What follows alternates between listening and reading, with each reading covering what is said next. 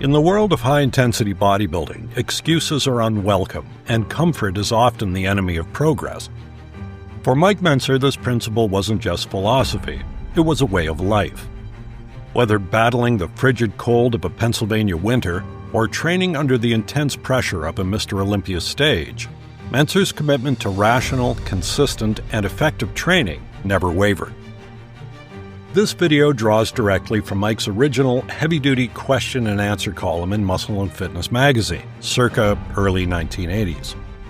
The specific question posed was from a dedicated trainee in Ohio who faced a common but serious problem: trying to train in an unheated garage during the brutal winter months.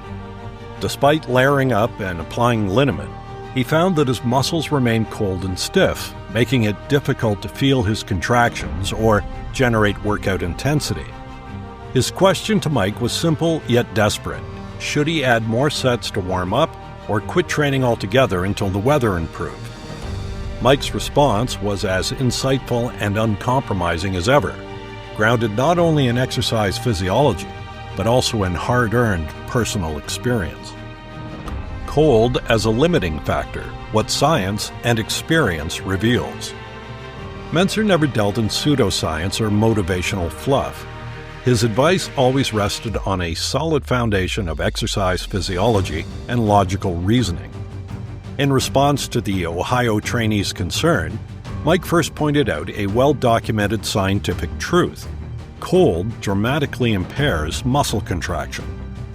Physiological studies show that when muscles are cooled, the contraction time can increase by as much as 20 to 80%. This is no small variable. A longer contraction time means a slower, less forceful muscle response, and that directly reduces the intensity of contraction, a crucial component in stimulating muscle growth. As Mike often emphasized in his writings, the intensity of a contraction depends on three main variables. 1. The speed of contraction. 2. The amount of weight lifted. And 3. The distance over which that weight is moved. Any external factor that compromises one of these, especially speed, decreases the quality and effectiveness of the workout. Cold does exactly that, and not just in theory, it was something Mike experienced firsthand. In fact, long before he was winning professional titles or shaping the minds of bodybuilders through his heavy-duty philosophy, Mike Mentzer trained in sub-freezing temperatures himself. As documented in the Tucson Daily Citizen on February 7, 1976, the early days of Mike's bodybuilding journey took place in a frigid, unheated garage in Pennsylvania. When the bitterly cold Pennsylvania winter arrived, the trainees applied heating liniment to their muscles and donned several sweatshirts and continued to hit the iron. Sometimes it became so cold in the unheated garage that Mike's nostrils would freeze shut. It didn't matter. Increased strength and muscle mass was his goal, and these were aims that required consistency in one's training, irrespective of the weather. That line captures the core of Mike's approach: objective reasoning coupled with an unyielding will to grow. He understood that conditions were never perfect, but he also knew that the problem of training in the cold was real and could be addressed not through whining or avoidance, but through adaptation. Why liniment and layers don't cut it. In the heavy-duty column response, Mike made it clear that while liniment and extra clothing might make a trainee feel temporarily warmer, they do very little to elevate deep muscle temperature. Liniments typically create a surface-level sensation of heat by inflaming the skin, but do not increase blood flow to the muscles themselves, which is essential for improving contractile function. Multiple sweatshirts may slow down the rate of body heat loss, but they cannot replace the need for internal warmth generated through movement. In other words, if you want to overcome the cold, you have to move intelligently and purposefully.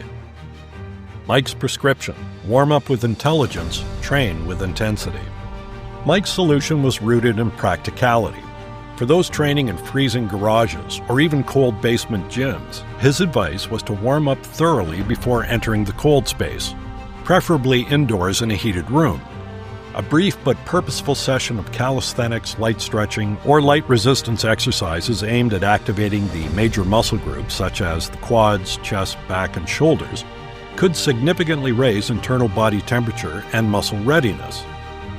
Do not become sweaty or overheated, however, Mike advised. Just get the blood moving more briskly through your veins and muscles. Once in the cold environment, Mike recommended no more than 2 warm-up sets per muscle group, using light to moderate weights. The purpose of these was not to exhaust, but to maintain warmth and prepare the muscles for high-effort contraction. Between regular sets, Mike suggested keeping the body in motion, jumping in place, moving around, or doing light calisthenics to preserve body heat and blood flow. Crucially, Mike never advocated adding extra sets or workouts just to compensate for the cold. To him, that would violate the principles of heavy duty. Train with maximum intensity and minimum volume to stimulate growth while preserving recovery capacity. A.V. Hill and the science behind the heat. Mike often grounded his training principles in scientific literature. He cited the work of A.V. Hill, a Nobel Prize-winning exercise physiologist, who famously noted, quote, "It is well known that muscles can shorten and give out energy much more quickly at a higher temperature. It was expected, therefore, that B would increase with temperature. This was verified experimentally, and B was found to be increased about 2.05 times for a rise of 10 degrees Celsius." Close quote. Here, B is the velocity constant in his force-velocity equation, which directly reflects muscle contraction speed. Stating that B doubles with a 10 degrees Celsius rise implies that contraction speed roughly halves when cooled by the same amount. Mike Mentzer stated that, quote, "The speed of everything that can be measured in a muscle is diminished 2 or 3 times by a fall in temperature of 10 degrees Celsius." Close quote. Hill also discovered that muscle contraction speed could increase by up to 20% with a modest 2 degrees Celsius rise in body temperature. That's not just a boost in comfort, it's a biological advantage that can mean the difference between a productive workout and a wasted session. So, while some may dismiss warming up as a formality, Mentzer saw it as a critical preparatory phase, especially in cold conditions, but always with the same heavy-duty mindset. Do only as much as is necessary, no more, no less. To the original question of whether someone should stop training during the winter, Mike's answer, both in words and in life, was a resounding no. Yes, cold presents a real challenge. It affects muscle function, mind-muscle connection, and overall training intensity. But to Mike, quitting was not a rational response. Instead, one must adapt intelligently and maintain consistency. If Mike could train with frozen nostrils in a Pennsylvania garage and still develop one of the most symmetrical, powerful physiques of his generation, then anyone can make progress in less than ideal conditions, provided they're willing to train smart and stay committed. Mike's personal routine: minimalist warm-up, maximum intensity. Before starting each heavy-duty workout, Mike himself would perform several minutes of stretching and light calisthenics, just enough to generally heat up the body.